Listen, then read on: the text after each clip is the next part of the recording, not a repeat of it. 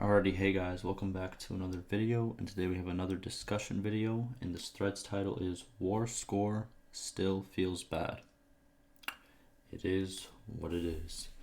But alright, we have a dev reply on this, pretty lengthy one. We might get some new information. I see some 1.5.7 in there, so good to see. I'm going to go from there. I'm going to read the original poster, probably some of the people over here, and then the dev response. I'm going to give my opinions in between. We're going to go from there. Like always, will be linked down below if you want to go check it out for yourself. But let's get right into it. Alright, it's just the original poster. Note, I had a previous version of this thread, but it kind of got repurposed. Posting from my phone at the moment, but in one of my playthroughs, I've smashed the Battanians out of 7 or 8 towns, including their entire heartland, taking them for the Sultan.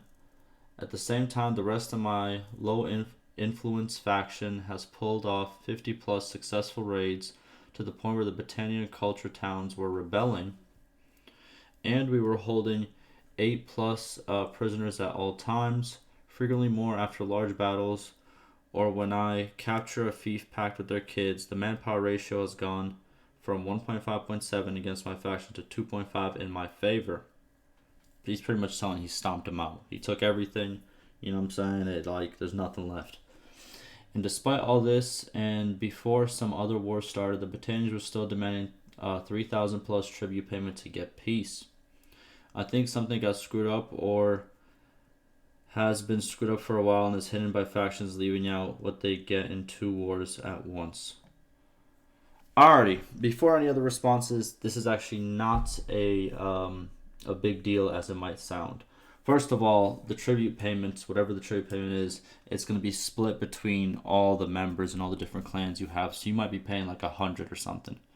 And the reason why they're still demanding tribute payments, because if you initiate the peace as the player, you want the peace, so therefore you have to pay for the peace in a way, right? If they wanted the peace, they would do the vote for it. But since you're the one doing the vote, since you're the one implying, hey, I want peace with you, they give you their agreements of, hey, pay us 3,000, we'll keep the peace with you. It doesn't matter who's winning or losing that situation. It's just the fact of the matter is, do you want to stay at war with that person, or do you want to pay them to just keep the peace or whatever? So I don't think there's anything wrong with this, but let's see what other people have to say. Yeah, sometimes it doesn't make sense when it calculates who is winning / paying tributes. By the way, like I said before, just because you're the one winning doesn't mean if you try to do peace with somebody, they're not going to pay. I mean, you're not going to pay anything. Like I said before, you could be winning, but then when you propose peace with somebody that's, a smaller kingdom, it's not like they're going to be like, oh, okay, that's it. They still want you to pay something, so they don't attack you back, or they don't raid your stuff back, if that kind of makes sense.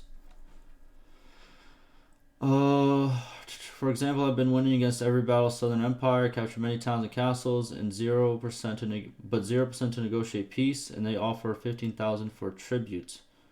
But then I slow down my attacking speed, let them breathe a little bit. 56. Wait. Then it's slowly becoming 10, 20, 50% chance to negotiate peace with less and less money for tributes. You have to really look into the save, you know what I mean? Like these one-offs, you really have to kind of look into the save and do a couple of tests, right?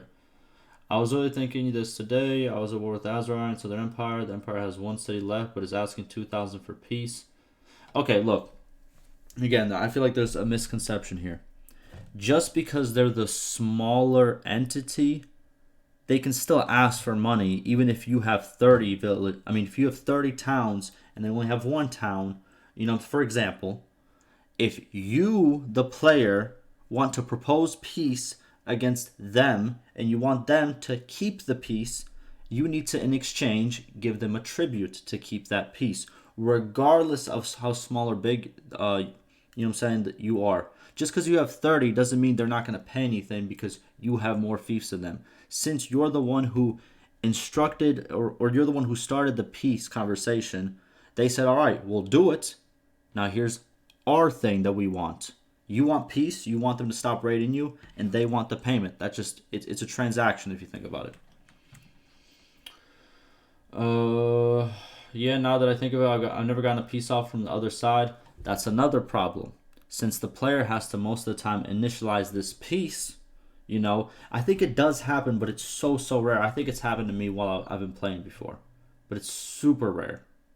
It is, I think, but it might also be impossible. I don't know. It might have been a piece whenever I was like a vassal or a mercenary, which doesn't count, right? But yeah, if the AI actually could propose peace by themselves towards you, that would change the dynamic as well. But that does make sense.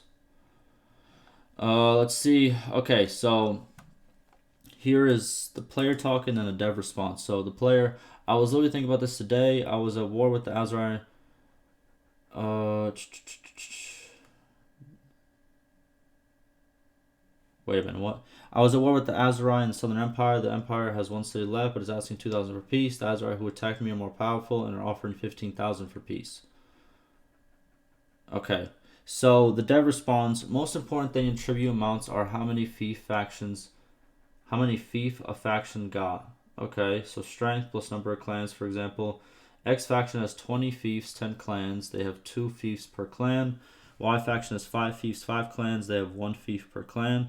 So Y wants money for making peace with X because they think that if they continue the war, they can make things better.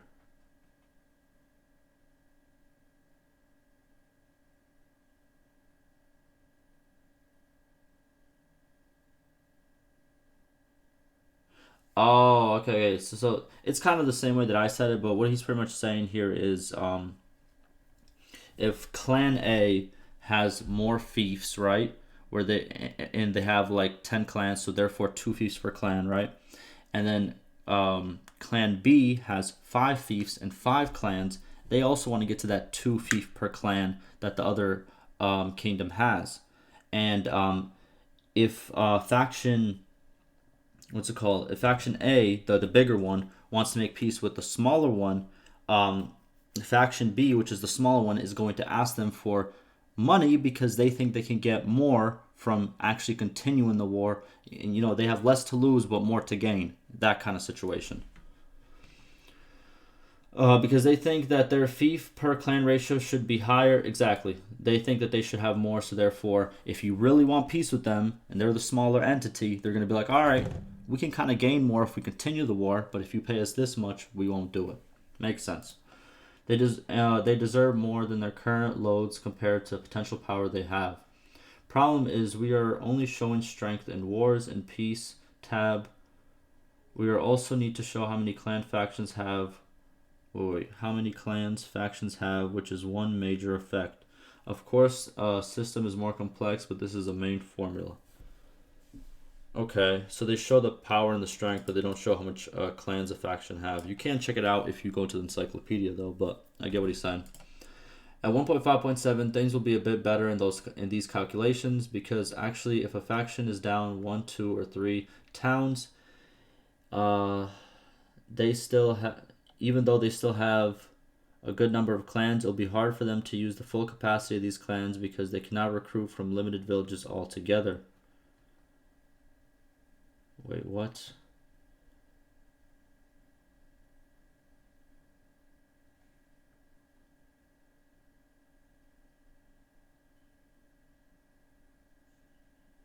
That's kind of confusing, just the way he wrote it. But I think what he's talking about is that if a faction or or a kingdom, right, if they go down a couple of towns, then they're still gonna have the same amount of clans, and those clans are gonna have a harder time actually, recruiting enough to get to their full potential. So using fief count per clan, fief count per clan do not give reasonable tribute amounts. Okay, original codes are not mine. I am changing them time to time. However, changing this, as I explained, make things worse for kingdoms. Losing a lot of territory, and they start to pay lots of tribute now. Even their tax income reduced. Oh my goodness, this is whoa. For everybody who's like, oh, you can't read or anything, it's written kind of broken. I'm trying to put it together, so don't start with me. All right, I don't want to hear it. All right. Where was I?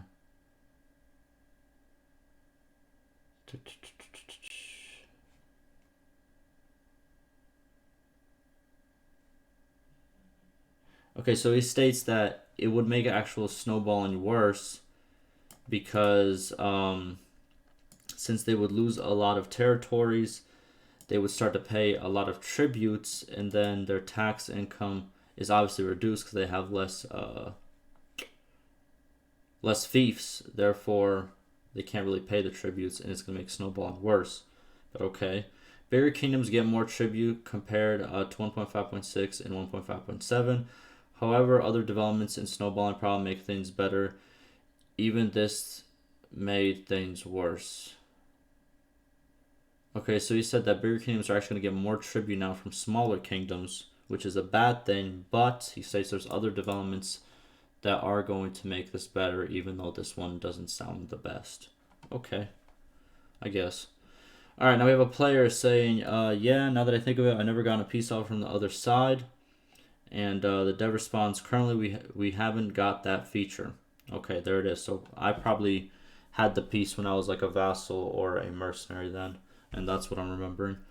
But it looks like if you own your own kingdom, you don't have.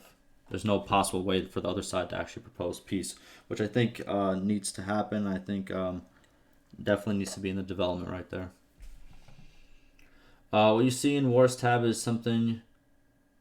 Wait. Wars tab is something like their offer. Actually, for example, sometimes you can see their make peace and receive X amounts of tribute. So actually, this is an offer which they can accept, but at the same time, they are giving tributes. Of course, usually you see that as make peace and pay X daily because what you see is something all clans of enemy factions accept if it goes to voting on their side. So it's something like an offer from the opposite side, which all their clans agree if how much we should get / pay for peace question is asked. I think what we need, it's kind of confusing, but I'm going to try to explain what he's trying to say. So he says that whenever you have that propose peace option in the in like the war menu, right, under the kingdoms tab and stuff, I'm trying to word this the right way. Like you either see, propose peace and get paid, or propose peace and start paying, right? And I feel like they should kind of, in a way, how can I say this? They should make it so they kind of stand out, not just by the wording, but it should be like, oh, there's currently an offer from this kingdom. They want peace and they'll pay you. I think we should get like a little pop-up maybe on the right-hand side, like, hey, they want peace and they're going to start paying you. That would be kind of cool to see so you don't have to keep checking back. Also, they should make, maybe they should change the color of the proposed peace button to maybe like a light shade of green whenever you get paid for peace, or a light shade of like red if you pay for the peace, if that kind of makes sense, right? That'd be kind of cool. I think that would impact the game a lot, and it would kind of make people make better choices when it comes to making peace and actually receiving tribute. If they make a voting inside and make you an offer, and you should make a voting to accept or reject it. We currently have no feature for double-side voting system. All war and peace declarations are voted on one side. I do not know if it will be changed in the future. Maybe only for player faction. Only for players faction can be a case, or a player can see a bit better offers in Wars tab, which is no need to be accepted by all clans. They can pay.